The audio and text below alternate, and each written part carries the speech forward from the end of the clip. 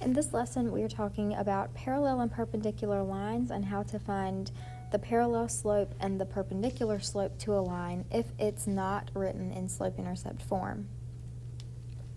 So just as a reminder, parallel lines never intersect and they have the same slope.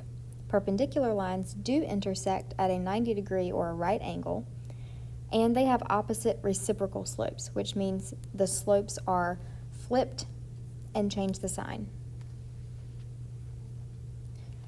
So now we're going to look at parallel and perpendicular lines in slope-intercept form.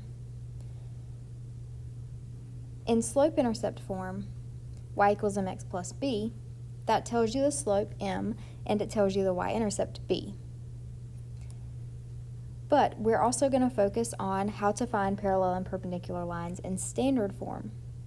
Standard form is ax plus by equals c. That does not tell you the slope. It does not tell you the y-intercept, and it must be changed to slope-intercept form in order to find the slope. So we're going to do some examples of finding the parallel and perpendicular slope to each line if it is written in standard form. In example 1, to find the slope of this line, we have to change it to slope-intercept form. So first we'll subtract 2x on both sides.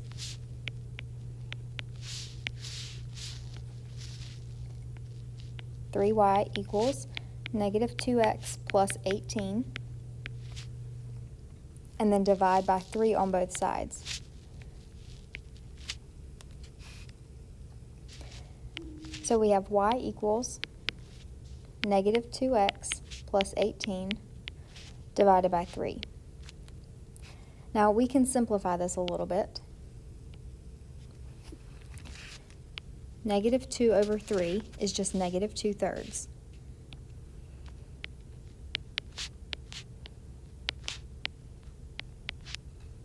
And 18 divided by 3 is positive 6.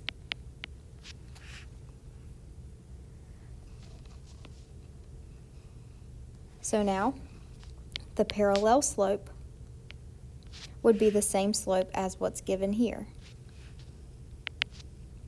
which is negative 2/3.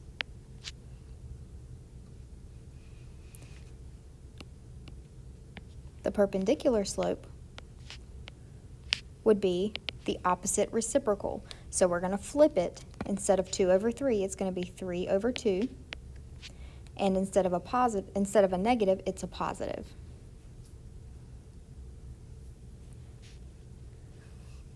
All right, let's try another one.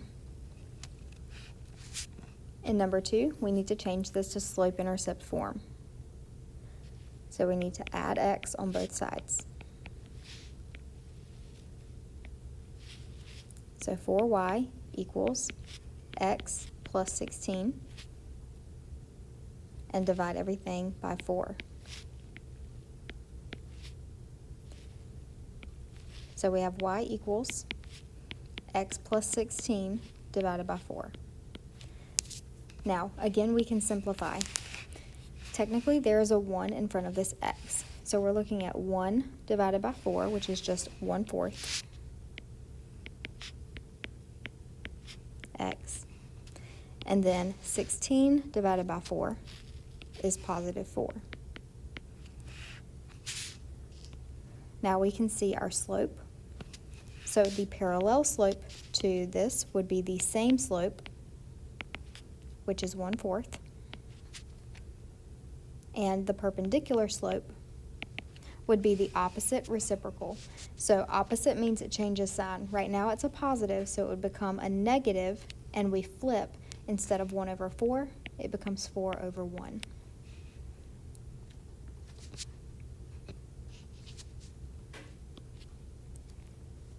In number 3, we need to get y by itself. So move the x term first by opposite. The opposite operation, or the inverse operation, is subtracting 2 on both sides. So we have negative y equals negative 2x plus 5. Now notice that we have a negative 1y. So we need to divide everything by negative 1.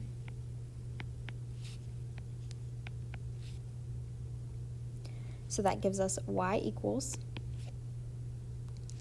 negative 2x plus 5 over negative 1. Now we can simplify those coefficients. So negative 2 divided by negative 1 is a positive 2, and positive 5 divided by negative 1 is a negative 5. Now we can see the slope. So we want the parallel slope, which would be the same.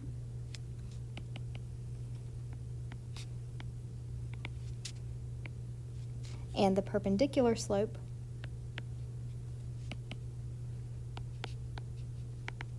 would be the opposite reciprocal. So instead of a positive 2, it's going to be a negative, and we're flipping. Now notice that this one didn't have a fraction. So we could rewrite 2 as 2 over 1.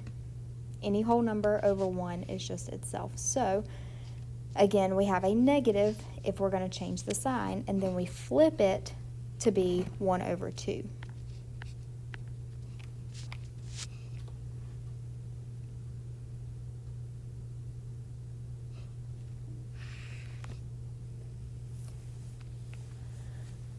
All right, now let's try a problem that you would see similar to the ones that you're going to practice. So which equation represents a line which is perpendicular to the line y equals 6/7 x minus 4? So we're looking for the perpendicular slope to this line. Well, the perpendicular slope, since we have this in slope-intercept form, this is our slope, and we're looking for the perpendicular slope. So perpendicular means change the sign and flip the fraction. So instead of 6 over 7, it's 7 over 6, and it was already positive, so to change that would give us a negative. So what we're going to have to do now is test each one of these options, A, B, C, and D, and find the slope of each one of those by putting it in slope-intercept form. So we'll start with A by moving the x term through inverse operations. So 6y equals negative 7x plus 18. Then divide everything by 6. So we have y equals, now we simplify. Negative 7 over 6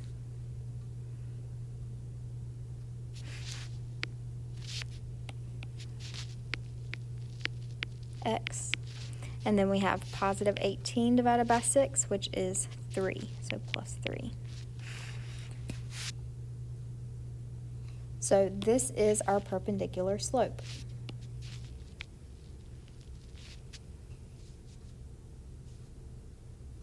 Okay, now I want you to be very careful and notice that you cannot just look at the number in front of x and tell if that's the slope. The only way you can find the slope is if it's in slope-intercept form. So even though we already know that our answer is going to be A, I want us to practice finding the slopes from these other ones just in case if these options were scrambled and our answer wasn't until D, we would have had to find the slope of all 4 of these. So let's do some more practice with finding these slopes just to be sure. So in option B, we would have to subtract 6x. So 7y equals negative 6x plus 35. Divide everything by 7 and simplify. So y equals, so we have negative 6 over 7 here.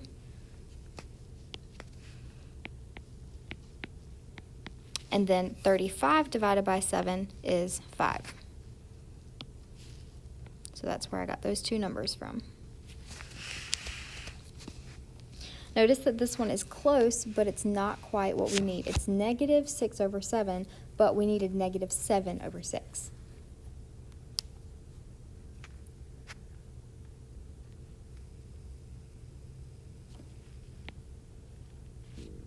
not quite what we needed. All right, let's try C. Move the x term by inverse operations. Negative 6y equals negative 7x plus 24. Divide everything by negative 6. So y equals, and now we simplify. Negative 7 over negative 6 is going to give us a positive 7 over 6. And then positive 24 over negative 6 is negative 4. So our slope, 7 over 6, that is the reciprocal, but it's not the opposite sign. So again, close, but not quite.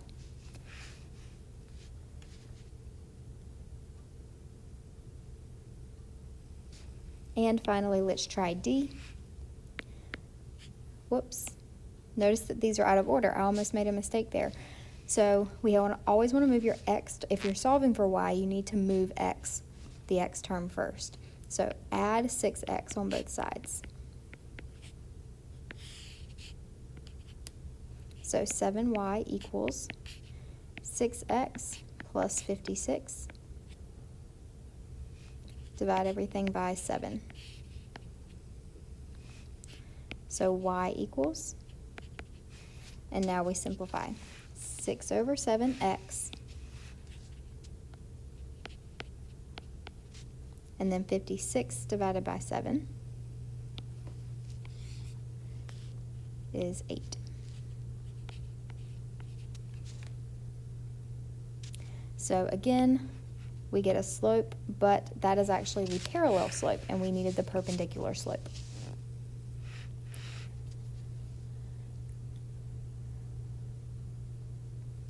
All right, and I just want to remind you again, you can check your lines in Desmos, but sometimes the lines might not be exactly parallel or perpendicular, so it's important to find each slope algebraically. So I want to show you what that might look like.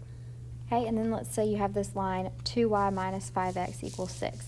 Well, depending on where your zoom is located, you can see that these aren't exactly parallel, but if you were zoomed in really far, you might look at those and think that they are.